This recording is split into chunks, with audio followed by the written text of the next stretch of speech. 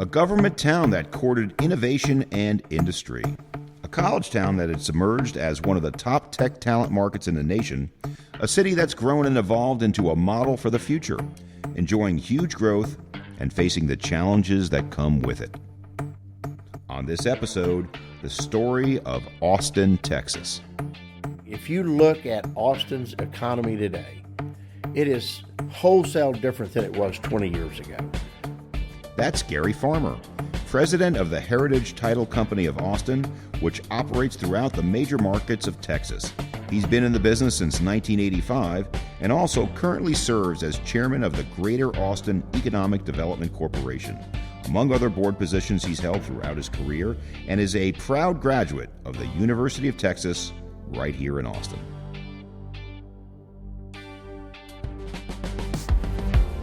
We're not like other cities in the sense that we're Austin. We're experiencing some of the same problems of other cities after the pandemic from work from home, but we've bounced back much faster than other cities or other regions.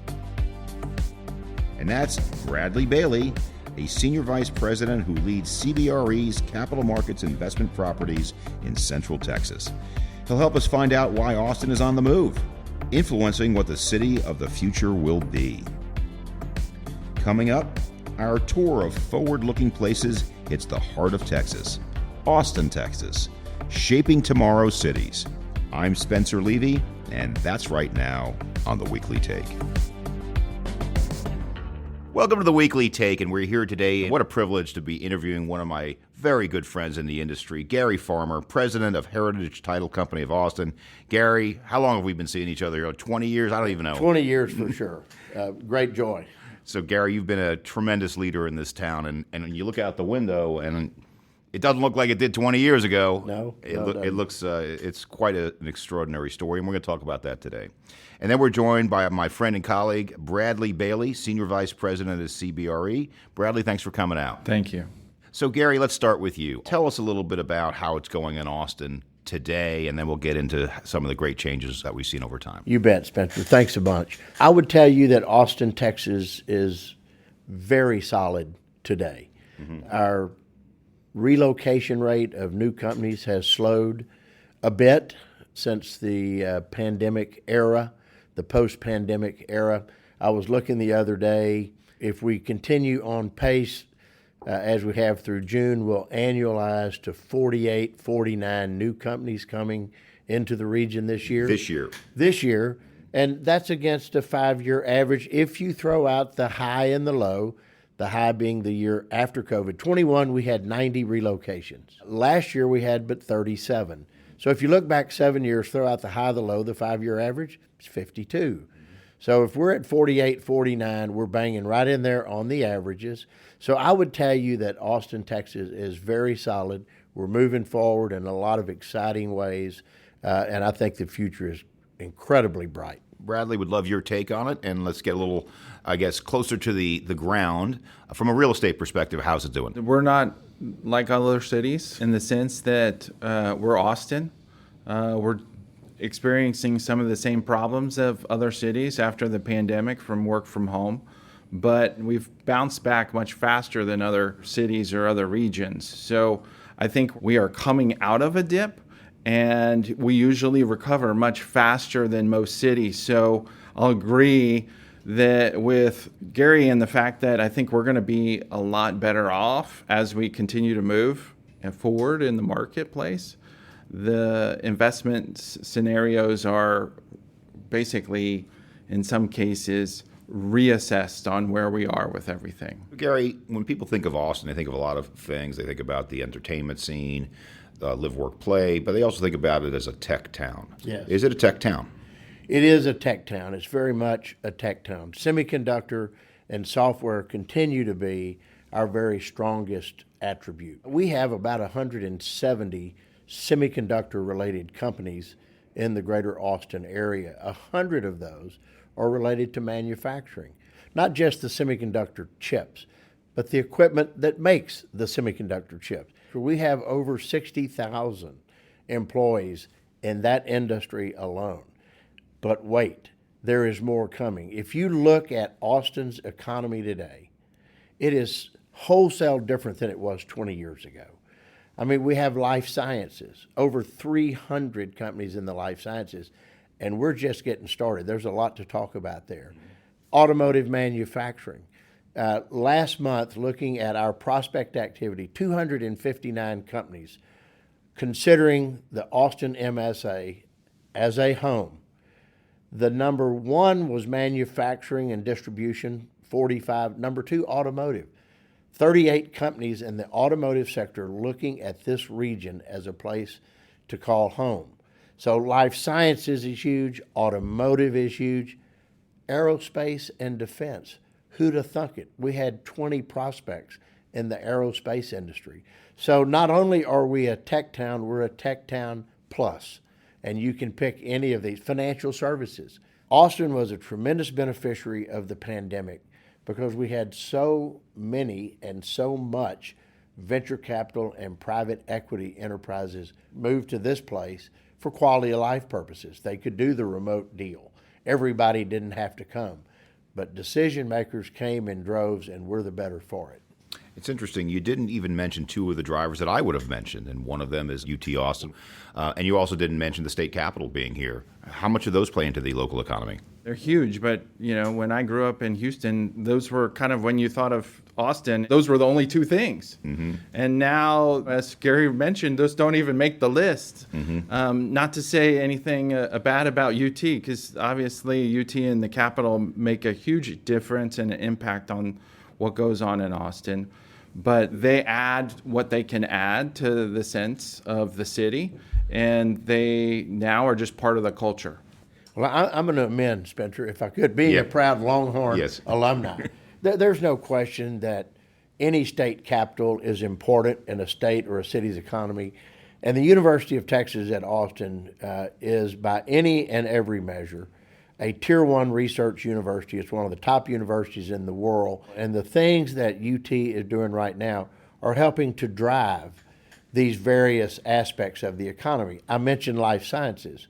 We would not have a life sciences industry but for UT Austin creating a medical school and a teaching hospital here in Austin, Texas. Something we talked about for about 100 years.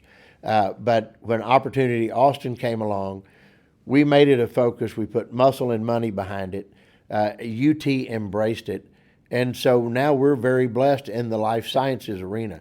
What UT is doing in the tech sector is unbelievable. Everything related to packaging and processing, which is a brand new facet of the semiconductor industry.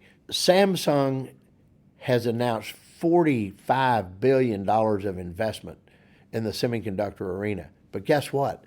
They have another 150 or so billion in tax abatement approvals. Doesn't mean they'll spend a penny, but I rather suspect they will. I believe that Austin, Texas will be the epicenter of advanced semiconductor manufacturing in the United States. If we're not already, we very much will be. I didn't mention state capital and UT. They are bedrocks, or they are cornerstones. But I was looking forward, not backwards, when I answered your question the first time. So we're sitting here at our beautiful offices in downtown Austin. I'm looking out the window, and a lot of building out there. I could see multiple cranes, 3, 4, 5 buildings that are partially constructed. And that's a good thing. And it's a challenging thing at the moment. The good thing is that you're growing like almost no other city in America. The bad thing is it's led to a little bit of softness in the multifamily space, a little bit of softness in office. Is that a problem for the long term? Not for the long term. We need it. We've had shortages in those areas for affordability and office companies trying to get here and find space. We've had pent-up demand during upturns, and so this is a little bit of a market correction. Long term, I think it's good, and I think it's going to be absorbed very well as we move forward. One of the things you mentioned, Gary, was Opportunity Austin. And I could have mentioned other things that were bigger picture. What's the secret sauce here? What is the Austin secret sauce that makes it different, more dynamic than almost any other city in America? It's the students.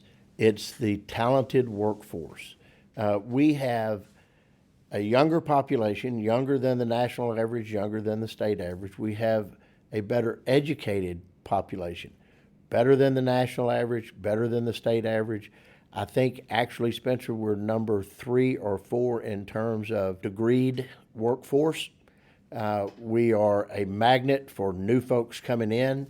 Those new folks, by greater than 50%, have a 4-year college degree. So not only is it accretive qualitatively, it's also, of course, accretive quantitatively. So it's the workforce, it's the qualified workforce that we can deliver to companies. There are over 400,000 college students in class at universities within 100 miles of where we are sitting here this morning. 4 of those universities are Tier 1 research universities. The state of Texas has more Tier 1 research universities than any other state. For the very long time, it was California. We surpassed them a few years ago. I think we now have 11 Tier 1 research universities in the state of Texas. It's a great place for people to come for education. There's a value proposition associated with that education, and we're producing the kind of workforce that we need for the future. Now, when you take a look at Austin, its scoring on tech talent, in our new report, it hit an all-time high. It's now the 5th city in America. When we first started doing that report, I don't even think it was in the top 20, and it just keeps creeping its way up. But Austin still isn't that big relative to some of the mega cities like a New York, a San Francisco, and L.A. And so it makes me look towards San Antonio.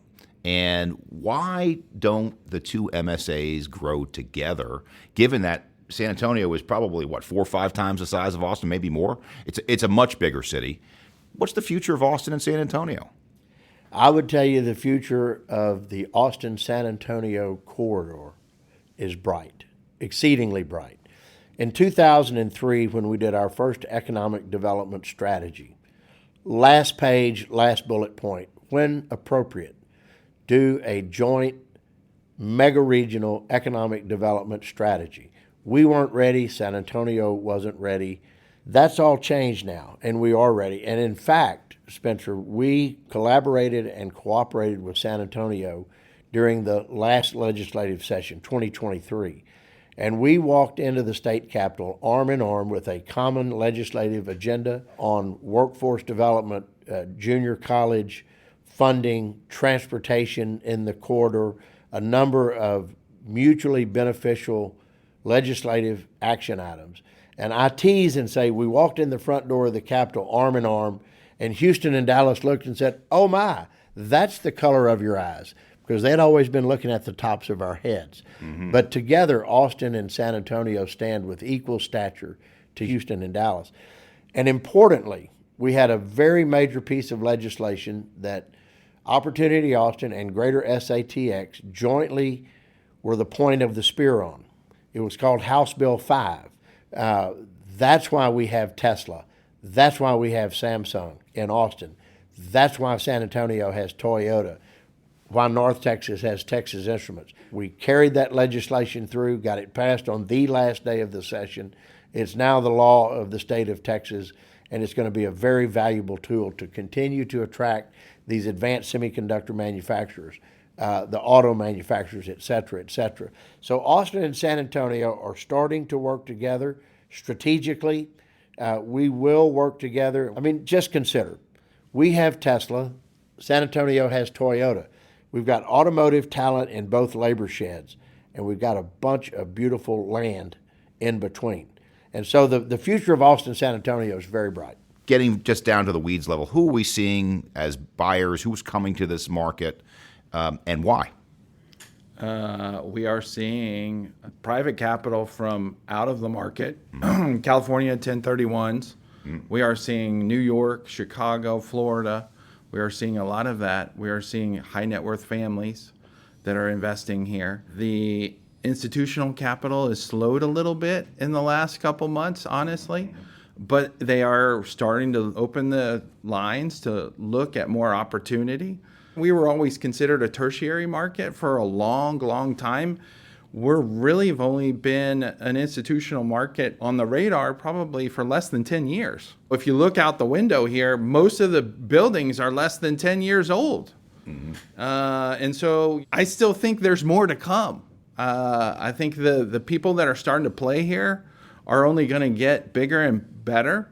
We have Korean companies that are coming. We sold a building on Congress to a Korean family that is a subcontractor to Samsung. And he was coming here, staying downtown, and looked at several of the buildings on Congress and said, I want to own one. And so we sold him one. So there's opportunity here for capital coming from everywhere. Brad made a good point, Spencer, and that is a great percentage of our office stock is less than 10 years old. And we've got more office under construction. There are at least 4 projects downtown. Yeah. Everybody I talk to in any market, when they talk about the office market, they talk about flight to quality. We've got quality. We've got buildings that will accommodate all those who are seeking the newest, the best, and the brightest. And it's right here in downtown. And you mentioned live, work, play. The whole of downtown is live, work, play. A lot of these cranes over in Rainey Street, that's all residential, Right. For sale and for rent. And then you move a little bit more into the core of the CBD. There's still cranes up with brand new office space. And then the entertainment district is downtown. So we've got live, work, play all over the place. You know, from 2017 to 2022, for sure, there were 2 comments that were most often heard when prospects were coming to Austin to look at space. Number 1, Austin doesn't have the space that we thought you would have. And number 2, the space you have is more expensive than we thought it would be. For 4 or 5 years, we couldn't accommodate a 50,000 foot requirement downtown. We can today. We have space. We have plenty of space. Prices have softened a bit. And so there's an opportunity waiting for people who want to look, for companies that want to look in downtown Austin. So as we mentioned at the outset, CBRE just came out with a report called Shaping Tomorrow's Cities. And in that report, Austin is classified as a, quote, developing destination. And developing destinations are markets that are defined by a vibrant lifestyle, demographic growth, and unique identity. Number 1, are we describing Austin accurately? And number 2, tomorrow, who does Austin want to be, if anybody? If you look at that report, there's 6 items actually on the shaping the future of cities. And I think when you look at those, we hit basically all of them. Mm-hmm. What's not in there that I think is unique to Austin is we're in Texas, okay? We're sitting in Texas. And there's a certain degree of culture, I think, across our state. There's a pride across our state. We still teach Texas history in 7th grade. I think when you factor that into our city and our culture, and the fact that we're friendly and people are kind, people want to be here. We want to attract businesses and we want people to succeed and we want people to feel safe. We want people to do well. I think those all play into all those aspects in what it makes Austin great. I think we have a very unique character about us, and I think we will work to keep that character over the very long term. I think we will grow faster and better than most. I mean, we are the 11th largest city in America, only about the 32nd largest MSA, I believe. But over the last 20 years, we've had the 2nd strongest GDP growth in America, only behind Silicon Valley, 154% GDP growth. Amazingly, we've had 294% wage growth, $77 billion of new wage in 2023 over 2003. We're from $26 billion to $103 billion. That's a lot of dough. And we're going to grow even faster going forward from an economic strength perspective. Again, now we have Samsung. I mean, $45 billion or whatever it is that they've put in. Tesla came and said, we're going to invest $1.5 billion. Their last census, they've invested $5.5 billion. They're going to hire 5,000 people. Earlier this year, they had 22,500 people. I mean, we're on the cusp of something that's going to be special. It's interesting. Gary and I have been here a long time. Originally, we were a small market, and we were telling people, hey, you should come here. And everybody was going, you're too small. So they kind of missed that first run. And then when they realize there's an opportunity, they're in it. And we still think there's more room to run. So we've been discussing the Shaping Tomorrow's Cities report, and we talked about a lot of the elements about the report. And I think it does a terrific job of describing what Austin is. There are some other elements of it that we didn't touch on, and one that could be perceived as negative is it's getting more expensive to live around here. The cost of living has gone up. But my dad would say that that's called a high-class problem to have because the alternative is way worse. So what's your point of view on that? Well, you're right. It is more expensive in Austin than it has been historically. But if you just look at the cost of living, we're actually a shade below the national average.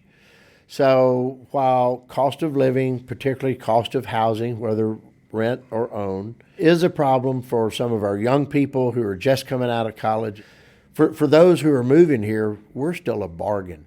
I mean, our greatest source of companies and therefore people is California, New York, Illinois. We're cheaper than any of those markets. We do need to focus on it. I think our city has now taken up the cause, and we're trying to do workforce housing in addition to affordable housing. So I think we're working on that density and diversity of housing throughout the region, which will help. By the way, home prices are down from the pandemic spike. And rents are down. I'm not sure. I think rents are down 6 or 8% from peak. And by the way, first and second quarter were both record quarters for absorption in the multifamily market. So things are getting better for the multifamily folks. So it's an issue. It's a problem. We're focused on it. We're working on it. I hope we can bring some real answers. One of the interesting things about that report, there was one thing about having diversity of people in different age groups. And we talked a little bit about how young our city is, but we have retirement communities here in Georgetown. Sun City's developing another phase, and it seems like they continue to grow in Georgetown with the over 55. We have over 55 community in San Marcos with Kissing Tree. And then we have opportunities for retirees to live out at the lake or Marble Falls. Ranches. There are people from all different backgrounds that live here and work here and also retire here. So I think what's interesting with the Shaping Tomorrow Cities is we're experiencing the same problems that all really high growth cities experience. It's not unusual for us to deal with this. We've been dealing with it for a long time. We haven't caught up on infrastructure. As soon as we build a lane, it gets filled up. But that's just a fact of us having the success like other cities that are in our classification. And I think it's interesting you mentioned a factor that isn't mentioned enough. Having young people is terrific, but there needs to be that diversity in a variety of ways, including the average age of the person. There's a lot of older folks here as well, and they add a lot to the community. We have mentors and mentees. There you go. So two other cities that I look at that have similar but not the same characteristics as Austin are Nashville and Salt Lake City. And I mention those two specifically because they both did the same thing specifically. They put billions of dollars into their airports. So infrastructure, airports, roads, whatever it might be, what's next for Austin? What does it need to stay on its growth trajectory? So you mentioned the airport. You're likely aware we have plans for a new terminal. They're working on that feverishly. I think it will provide 30 new gates, so that's a major step up. Long term, they have plans for a third runway, but unfortunately, that'll be after I'm room temperature, I fear. So, but we have a great airport, and it's going to be only better. We're working on Interstate 35 through the middle of town, a $7.5 billion project to expand and improve I-35. We're working on roadways all around the region, 183 to the northwest, 290-71 interchange in the southwest. We've invested in the last 20 years over $20 billion in new roadways. We will continue to do that. We've got to be thoughtful and forward-looking about power and about water. We're a region of 2.5 million people. The demographers tell us we'll be 5 million people in 2050. That's a mere 20, 5.5 years. And those are long lead items, and so we need to be more thoughtful about that and make sure that we can assure that we have the water and the power that our people need, our industries need, and we're working on that as well. Well, you mentioned, Gary, at the beginning, a unusual diversity of economy, not just by industry, but by the fact you have knowledge workers, and then you've got good old-fashioned manufacturing, which is very unusual. And one of the biggest trends in America right now is reshoring of manufacturing. Some of that has to do with another untapped, or at least in my perspective, untapped area of opportunity is Mexico, which is right here. What's your point of view? I'm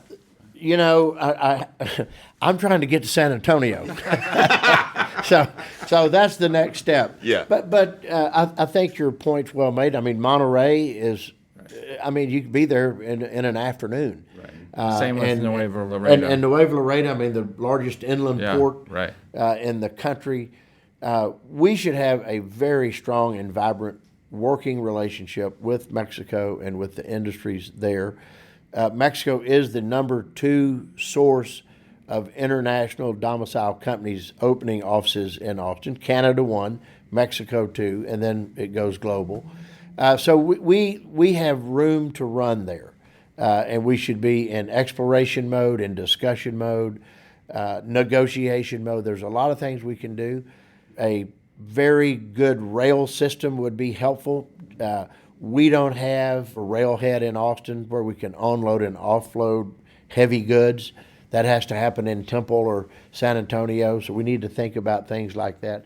There's great possibility. It's a great question, one I haven't thought a great deal about, but that's my guttural reaction. So when we think about real estate today, and when we're speaking to big occupiers, how do we address not just their needs from an office and industrial standpoint? How do we address the full 360 of multifamily, data centers, other needs that they're going to have in this community? Well, Samsung's doing the same thing in Taylor, Texas right now.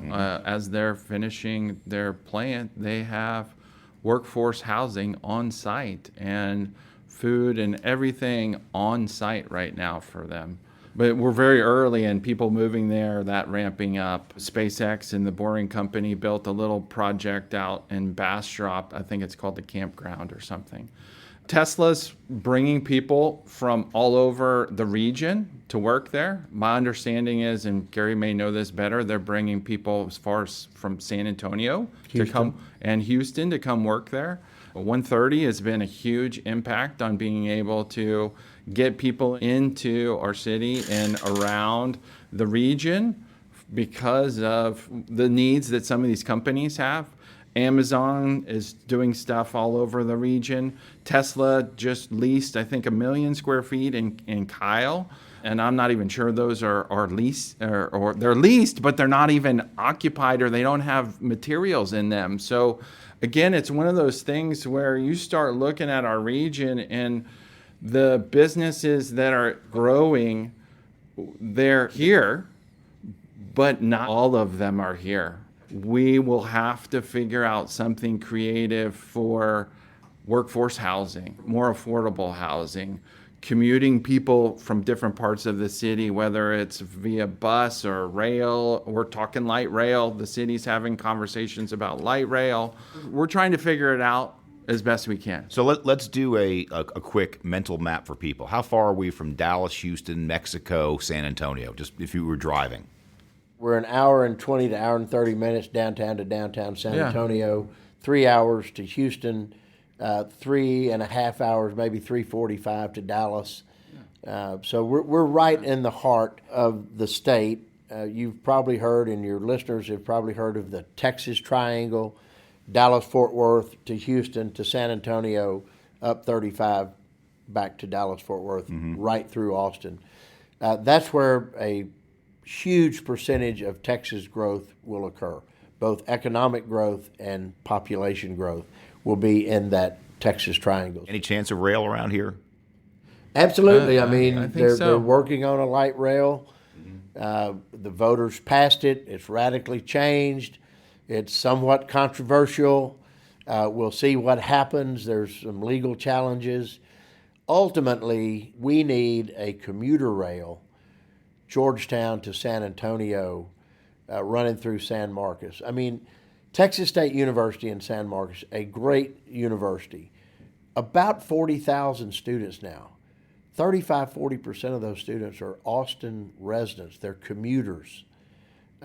Imagine the ability to put those young people on a train where they can do their homework, enjoy social media while not driving, maybe sleep off the night before if they had a big night. I mean, there's a lot of benefit to being able to move those students back and forth. But there's like 100,000 workers that come out of Williamson County into Travis County. I think a commuter rail would be a tremendous asset to this region. And as we look to the Austin-San Antonio corridor opportunities, it's almost an imperative. In terms of insurance, now, Gary, you're one of the leaders not only of Austin and its economic development. You have been a senior leader at Heritage Title forever. What's new in the insurance business? And I'm going to point not just to title insurance, but also property and casualty, which has been a big issue for our clients. Well, with regard to pricing, I'm not the right guy to ask. In the state of Texas, title insurance premiums were promulgated by the state.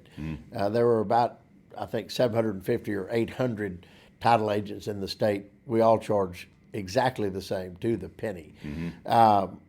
So property and casualty, again, we've got a tremendous real estate market, a lot of new product. That new product is taking advantage of all the best new technologies from fire prevention, et cetera, et cetera. We are a safe city on relative terms. We need to do more with public safety, cut down on vandalism, those kind of things, all of which produce claims. Brad would be much more qualified to answer than I. I think insurance is a major problem for the investors that we deal with. But we live in a state where we're dealing with hurricanes and hail, and it's raining today, occasional rain. But when we get it, we get it. We've had some pretty bad hail storms in the past year. And then, of course, we've had a freeze. And I can't believe we're saying that, but in Austin, Texas, we've had a freeze. It usually happens every 2 or 3 years where we have a bad winter storm. But other than that, you can walk around the city with a light jacket pretty much in wintertime. But when those things happen, it happens big. And so we've had problems just like other states. I think the claims that the insurance adjusters and the insurance companies are dealing with is a real problem.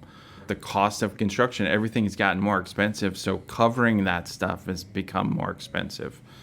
So, but something's got to give a little bit. I don't know where that is. The clients that we talk to, they are trying to, you have to be careful about how much you're bidding and what you're doing, and are you sticking with your existing insurer rather than shopping it, because in some cases that's not good. It doesn't bode well if you're trying to shop your rates. So I'm not sure what we're going to do moving forward. Going forward, we gave a very positive story about Austin. We talked about some of the challenges about new infrastructure.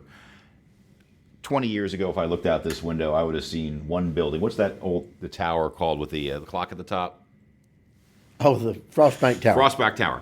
Okay, that was the only building in town 20 years ago. Okay, now you can't even see it out the window. It's right over there. Yeah. What does Austin look like 5 to 10 years from now? So, over the longer arc of history, I always said that in Austin, we abhor sprawl, yet we despise density. You can't have it both ways. And to your point, as you look out this window, density is winning. And so I think you will see more density in the downtown area, in select areas of town, and that's a good thing. That density allows for a better utilization, more efficient and effective utilization of infrastructure. I think you'll see more live, work, play. There are a number of projects, at least on the books. The district in Round Rock, there's another one in Pflugerville. There's different places around the region that are trying to adopt that live, work, play model where you can have efficiencies. I think you will see more affordable housing. Finally, our city has realized that we've got to have more density and more diversity of housing. Not everyone needs to live in a post-World War II 3-2 with a leaky toilet on a quarter-acre lot. That's not sustainable. I think we're moving in the right direction in regards to the built environment, and I hope that will continue to be so. Mm-hmm. And Brad, what do you see as the future? You've been here a long time. 5 years from now, 10 years from now, what do you think Austin's going to look like? I agree with Gary about a lot of this stuff. The live, work, play environment, I think, will continue to thrive, and those areas that do that will be way more dense and way more exciting to live and work in. And that goes to the experiential component of our city. But on the other hand, if you want to live in the suburbs or on a ranch or out at the lake, you got those options too. And you may have to deal with a little bit of a commute, but the quality of life living on the lake or on a ranch or a farm and still being 45 minutes or an hour away from your office is something that not too many cities can offer. Our market's a small market, and a lot of the investors that we deal with in our market have been here a long time, and they were here first, and they bought, and they bought, and they bought, and they accumulated. And so it's hard to get into our market. We have some natural barriers to entry in our investment community. And so I tell clients, you need to almost just get in, and once you get in, then you're at least in the system. And it's hard to get in the system. It's very competitive. If you understand what's going on here, which I think a lot of people are starting to figure out, getting in, walking around, seeing it, hanging out, going to a dive bar, hanging out on the lake, or seeing people activate and work and do things here is totally different. And that'll make you want to invest here in Austin. Spencer, not to be too wonky or nerdy, but just a couple of facts and figures for consideration. In 20 years, we've created 686,000 jobs in the MSA. That's 102% job growth. Percentage-wise, that's number one in America. I already mentioned the $77 billion, 294% wage growth. Percentage-wise, that's number one in America. 78% population growth in the MSA. Percentage-wise, that's number one in America. We have spent 20 years, and this is the analogy that I use, we've spent 20 years building a rock-solid foundation. This community is ready to go vertical, and I think you will see that expressed in many different ways, particularly in the real property world, in terms of the diversity of capital, diversity of companies, quality of companies that are looking here. We present an opportunity to the world, and we're going to help us achieve it. What a great way to end. On behalf of the Weekly Take, what a terrific discussion today with my old friend Gary Farmer, president of Heritage Title Company at Austin. Gary, always great to see you. Thank you for coming out today. Yes, sir. And then my friend and colleague, Brad Bailey, senior vice president, CBRE. Terrific job. Thank you for coming out today. Thank you. Enjoy it. For more on Austin and related content, check out our website, cbre.com/theweeklytake. And if you'd like to know more, feel free to drop us a line using the Talk to Us button on our homepage. We'll post a link to the CBRE report Shaping Tomorrow's Cities, and it can also be found at cbre.com/insights. Look for our Scoring Tech Talent report there as well. If you enjoyed this conversation, we hope you'll share it with your network. And also make sure to listen for our other stopovers in cities that are shaping the future. We're now working on an upcoming visit to New York, which the report hails as a super city. We'll take a detour to Cleveland to talk about conversion of office to multifamily and other uses and the lessons we can learn about Cleveland for other cities. We'll head to Georgia and also return to Texas to hear what Atlanta and Dallas respectively have done to earn recognition as sprawling darlings. And more. You can stay on top of our lineup by subscribing to the show wherever you get your podcasts or by following us on LinkedIn as well. Thanks for joining us. We look forward to seeing you again next week. I'm Spencer Levy. Be smart, be safe, be well.